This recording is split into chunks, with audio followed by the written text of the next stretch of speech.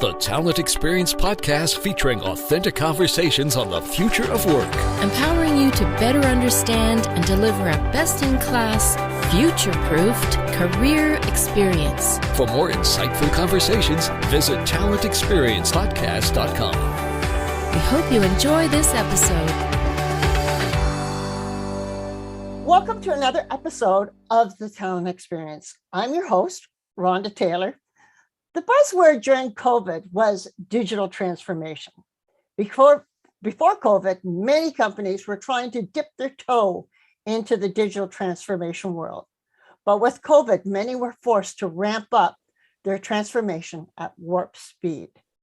My guest today from the UK, Mervyn Dinnen, was in the process of writing a book called Digital Talent before the arrival of COVID.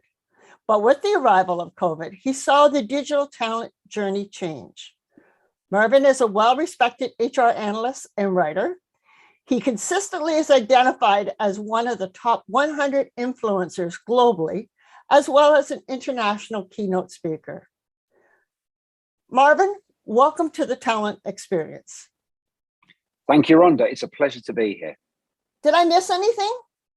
No, I don't think so. No. I could go on and on, but no, I think that's fine. That's fine. Well, Mervyn, what drove you to write the book, The Digital Talent? I co-authored with a guy called Matt Alder, and we wrote the first book, Exceptional Talent, back in 2016. And that was really just to look at how the what we call the talent journey. So from candidate attraction all the way through to retention was now all underpinned by tech. There was tech underpinning everything: how we hire, how we onboard, how we develop people, performance management, recognition, and even retention.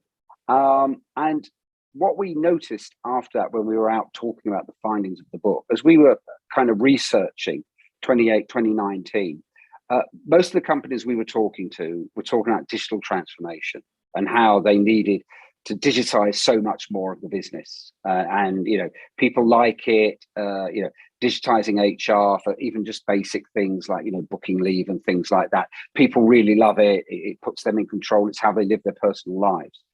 And so we started kind of doing some research into how well prepared are our people? Because if you're used to doing something one way and say, I've got some great news for you, it's now all being done on a piece of tech. It's a little bit, the way you're changing their job has changed. The way they do their job has changed. And do we support them in that? And what came through was no. It's kind of like a digital transformation is an organizational change, but we don't treat it as such. We just treat it as, hey, we've got a new toy for you now. And so there was something a bit missing there. And of course, we started writing and researching, and then COVID hit. So whilst we didn't want to write the post-COVID playbook, clearly some things have changed. A lot more stuff was being done remotely. It was people being hired without being met, people working from home. A lot was changing. And what we noticed was the digital transformation was rapidly accelerating, because to keep business as usual, you needed to do more tech. So that's what we began to find. And then we just started speaking to companies and doing some research around how, I suppose, remote and fully tech approaches to things like performance management, learning, and also kind of sourcing and attracting, how that was changing the way things were done. And we found it was quite a huge change. And the biggest thing that came through, and I might be jumping to your second question already, is that digital skills, most companies don't really know. They don't really know what they're looking for. So it's kind of, they just assume that people have digital skills. And a lot of the focus groups, we did focus groups amongst employees and things, people weren't finding that transformation that easy. It's kind of like they needed more help. They don't understand why everything they've done before is now in a different place and done a different way.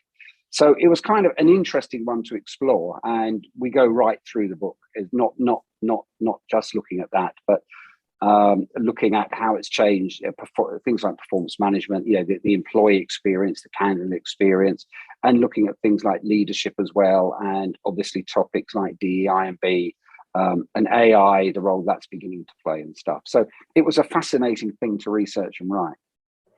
One of the things that caught my attention as you were speaking there was all of a sudden digital transformation was thrown on to the HR function. And many other parts of corporations were going in the process of digital transformation, but everybody kind of thought that HR would be the last. There's a real education that has to occur as corporations go through the digital transformation. And I was just wondering, how in your research, did you find out how people learned and how HR made the strategic right moves in going through the process of transforming their talent? That is an interesting question, because I suppose the answer is mixed. I mean, HR itself, there's a section in the book about kind of HR needing to digitally transform itself. HR people aren't by nature that comfortable in a digital environment.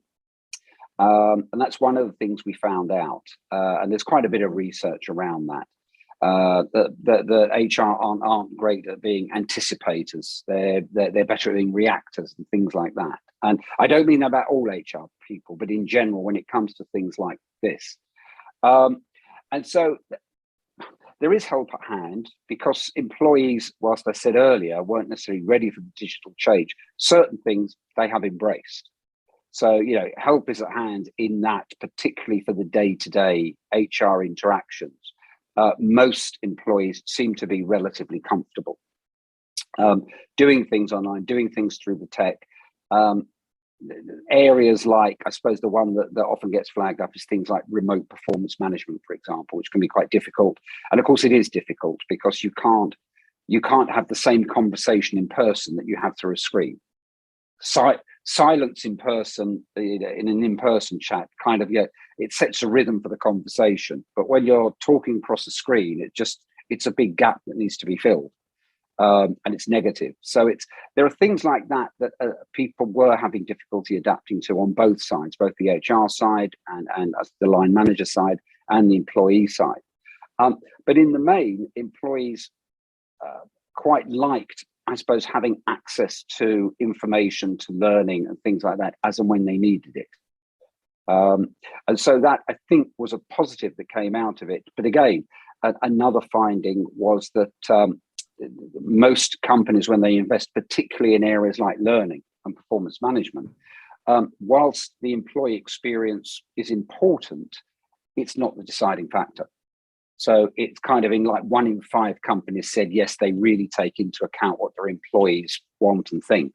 So there is this gap. And, as I've said before, we're billions and billions, gazillions are being invested into HR and work tech. And yet employee experience and candidate experience doesn't seem to be improving. And part of it is because we're investing some of the time in tech that makes it great for the company, and it gives us loads of things we don't even need yet, we're going to need in the future. But the employee can be a bit overwhelmed. Yeah.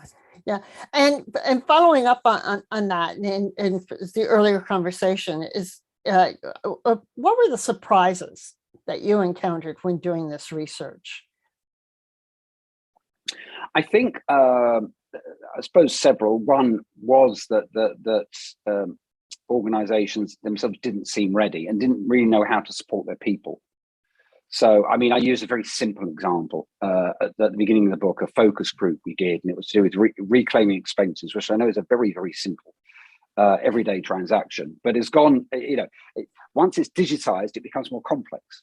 And it was a focus group of about half a dozen employees from different organizations, and they all said the same thing. They said it's not, unless it's a significant amount, it's not even worth bothering to reclaim, because it's just so difficult, and it just seems so fiddly, and you've got to scan on this and airdrop that, and kind of, you don't know if you've been, because it's not like the old days when you and I started, Rhonda. You handed in a petty cash slip and they gave you the cash back. It may be in your pay slip, it may not be in your pay slip. So we found some of the I suppose the day-to-day changes that were being made weren't really sitting well with everyone. And I think that was a bit of a surprise, because you assume from the way we live our lives that everybody just wants more tech. and everybody expects to do things seamlessly. And I think that's where it breaks down. So when you subscribe for Netflix, say, you know what's going to happen next. Whereas when you apply for a job online, you don't actually know what's going to happen next. And you've got this silence, and you don't know if they've got the application. You don't know if it's being looked at. You don't know.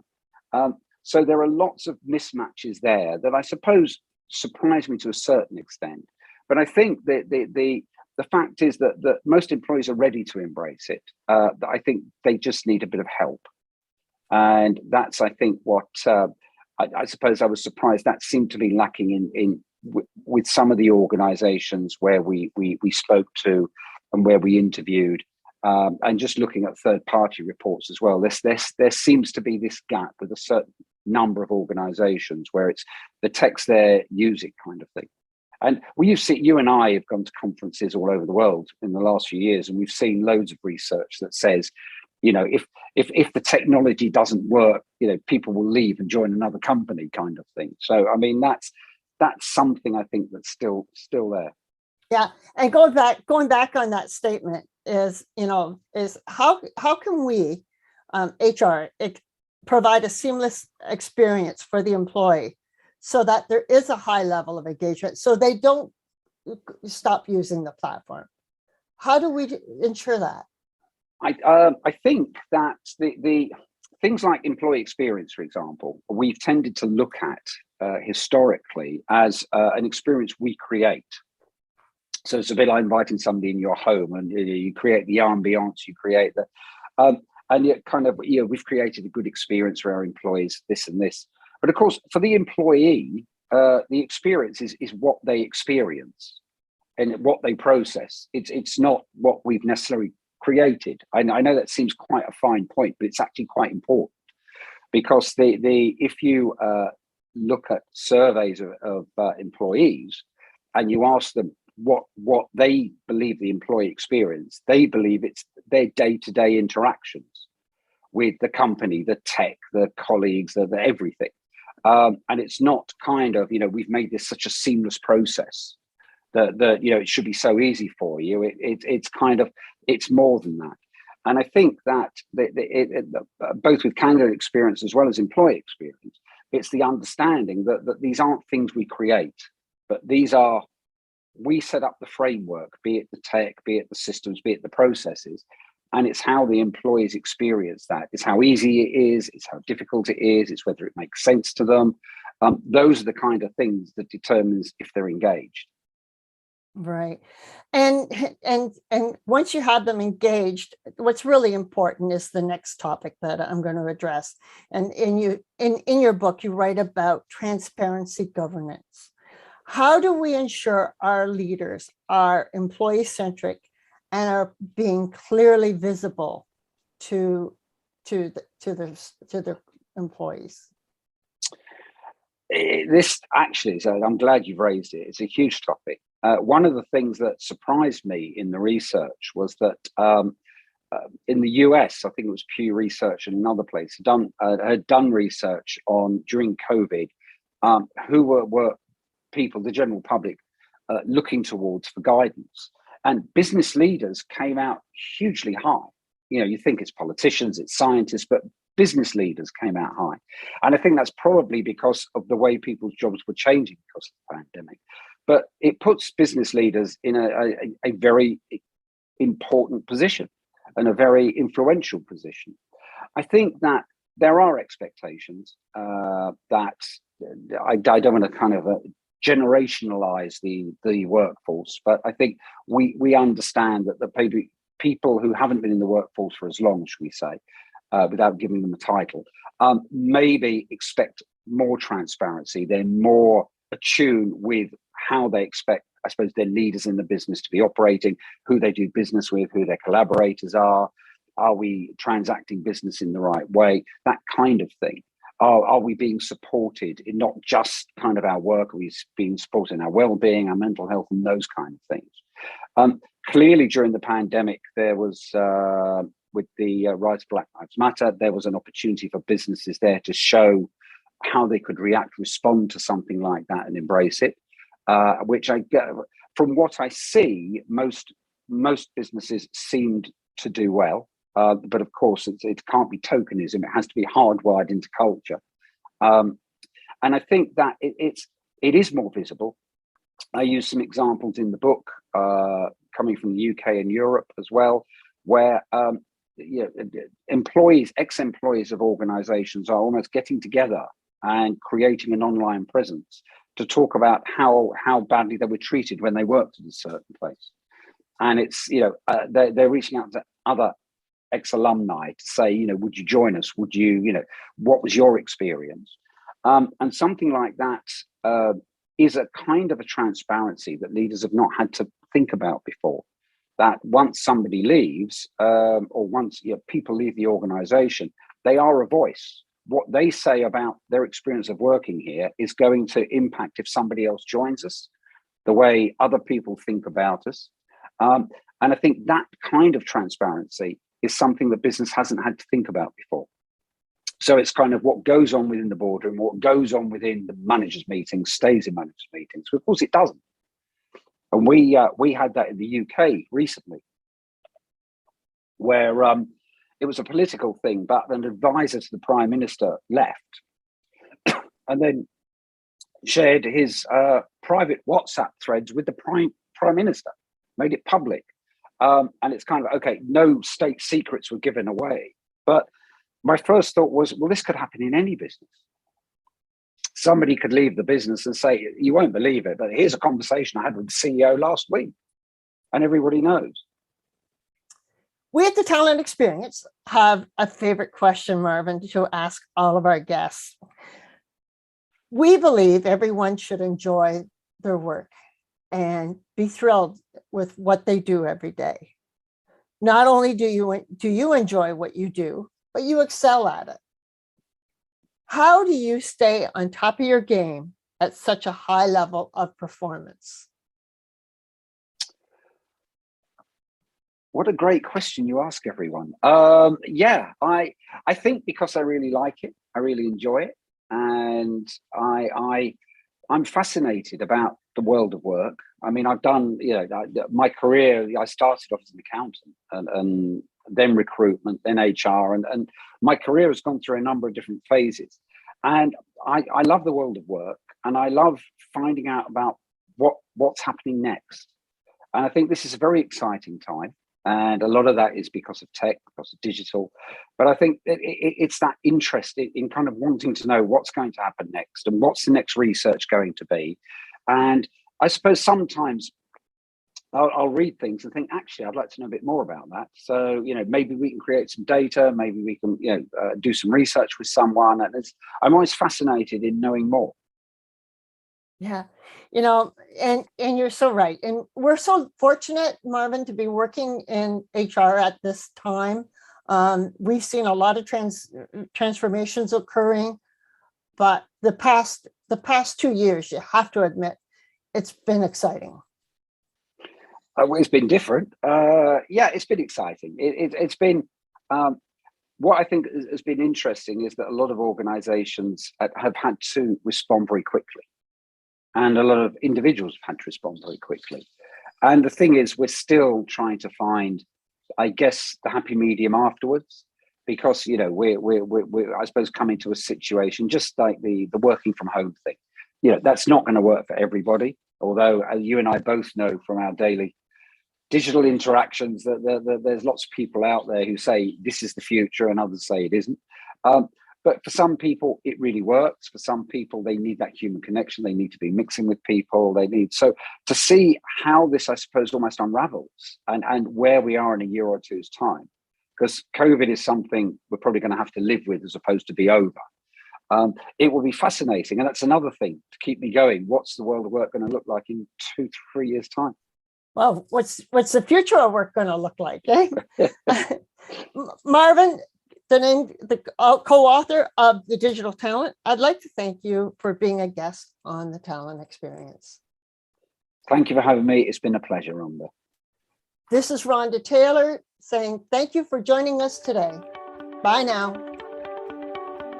Thanks for listening to this episode of the Talent Experience podcast. For more talent experience and future of work conversations, visit talentexperiencepodcast.com. Follow us on Twitter at TalentX Or join the conversation with hashtag Talent Experience Podcast on Facebook, Instagram, LinkedIn, or Twitter.